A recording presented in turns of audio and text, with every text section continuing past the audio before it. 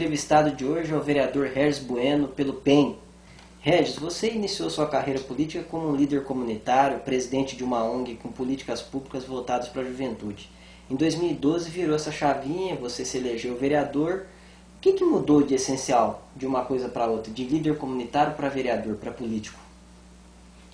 Bom, na verdade, né, nosso trabalho com a comunidade ele não para. Ele continuou e a gente tem intensificado e hoje a gente tem mais condições de fazer. Às vezes esbarramos muito na burocracia da máquina pública, que ela existe, e no trabalho comunitário, fora do âmbito institucional, ele é desburocratizado, ele é mais rápido, né? Mas o trabalho comunitário nós não perdemos, continuamos fazendo esse trabalho, mas a grande diferença é a burocracia da máquina pública. Mas as possibilidades de realizar aumentaram. Aumentaram por um lado e por um outro nem tanto. Temos mais condições de fazer alguns projetos, de realizar, mas o tempo de tramitação desses projetos são longos e isso às vezes desanima um pouco a comunidade, porque ela estava acostumada com coisas rápidas. No entanto, você consegue estabelecer políticas públicas oficiais, né, por muito tempo. Ok, e uma dessas políticas públicas você se aproxima muito da comunidade, né? Porque hoje existe uma resistência do cidadão em relação ao político, né? O cidadão pensa que o político só aparece de 4 em 4 anos e você tem algumas políticas que te mantêm na rua muito tempo. Diálogo de Juventude, Comunidade Reivindica. Fala um pouco dessas políticas pra gente.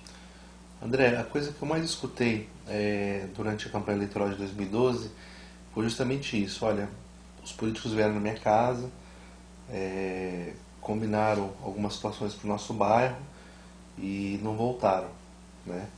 Hoje eu acho que esse tipo de política não cabe mais, porque a comunidade ela tem muito mais informação e ela está cada vez mais exigente com o seu eleitor. Nós temos, por exemplo, um programa chamado Vereador na Sua Casa. Nosso gabinete recebe ligações e mensagens pela internet, onde ela pode marcar uma visita e poder falar, olhar no meu olho, dizer o que está errado com o nosso mandato, o que está errado com a prefeitura, o que está errado no bairro, ou até mesmo, se não está errado, sugerir políticas que possam melhorar, sugerir práticas de boa governança. Então isso tem nos ajudado muito. Sim. E qual que é a frequência dessas visitas? André, elas são diárias, né? Eu faço visitas de segunda até sábado, né? Mais ou menos são 8 a 9 visitas por dia, né? Essas visitas têm acontecido há mais de 2 anos e meio. Ok. E você tem outras duas políticas públicas que são dirigidas a segmentos, né? O Diálogo de Juventude e o Conhecer para Entender. Você poderia falar um pouquinho delas? Posso sim. O Conhecer para Entender, ele nasceu um pouco do Vereador na Sua Casa. Eu fui visitar algumas famílias e essas famílias elas tinham pessoas com deficiência nessas famílias. E percebemos que elas não tinham amparo nem assistência. E por se tratar de uma novidade para nós, procuramos entender a realidade da pessoa com deficiência.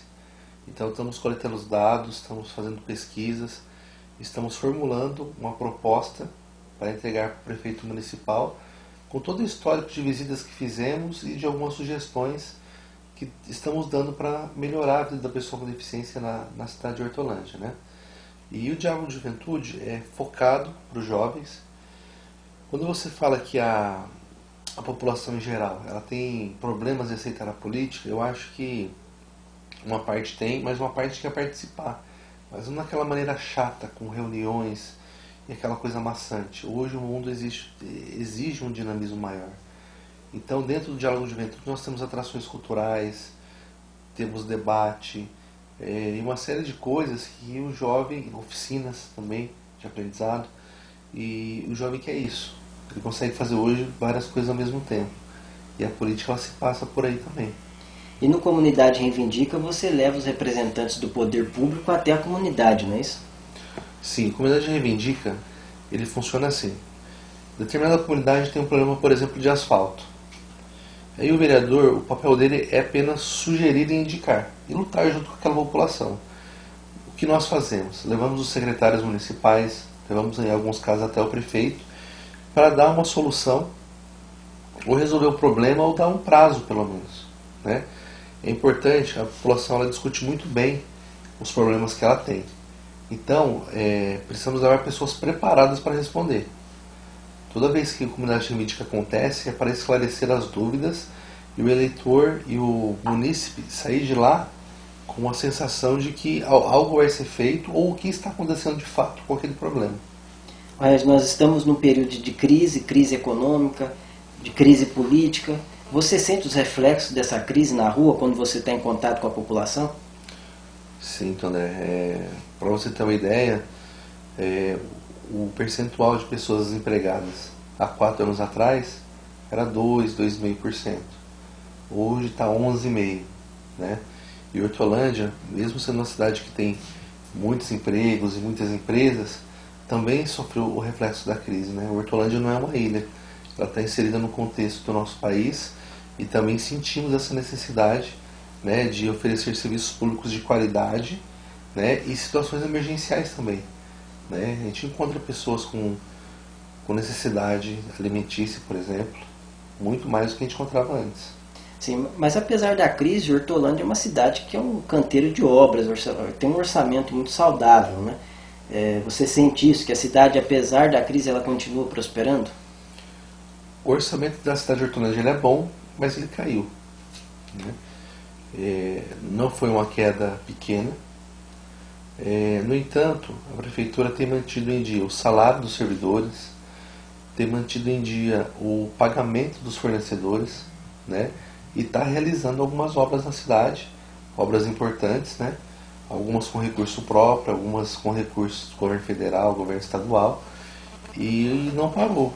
Né? Com toda essa dificuldade, de fato, a Hortolândia tem se preocupado e investido no município.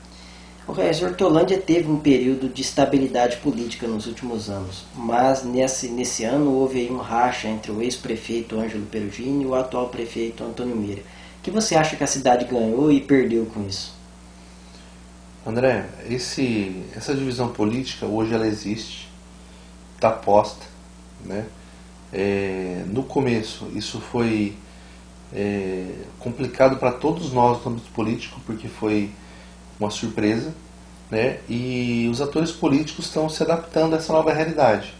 É muito cedo para falar alguma coisa, o que ganhou, o que perdeu, porque esse rompimento foi feito, se não me engano, em janeiro ou fevereiro.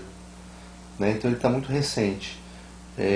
O reflexo político, administrativo, a gente vai sentir lá na frente. Né?